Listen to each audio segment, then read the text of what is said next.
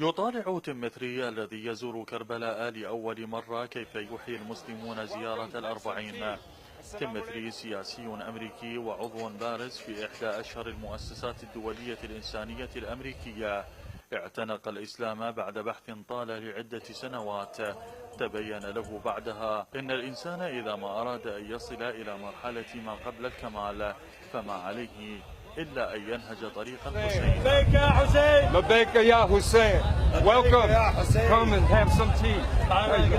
Yes, and mostly كنت سابقا يعني بالسياسة وكنت كلش يعني حرك، فأنا كنت دائما أبحث عن العدالة في العالم وديمقراطية في العالم. فقرأت عن الإمام الحسين واكتشفت أنه هو رأس العدالة وهو ضد الذلة في كل العالم. أشوف شيء هنا بكربلاء ما شايف هذا الشيء طول حياتي، ولا شايف لأول مرة ولا في أي مكان. وهذا كل الناس كل هالملايين مجتمعة لحب الحسين.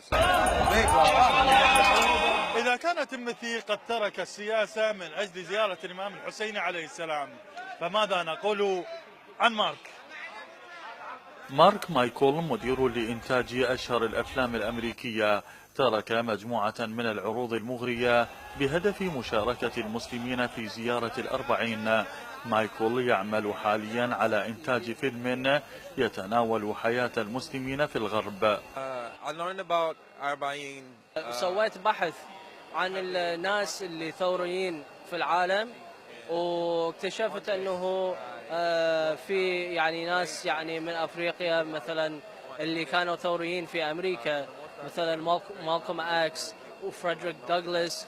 وبعدين لما التجأت الى الاسلام، دين الاسلام، اكتشفت انه الامام الحسين عليه السلام هو كان الشخص البارز في الثورة الإنسانية ولحرية الإنسان.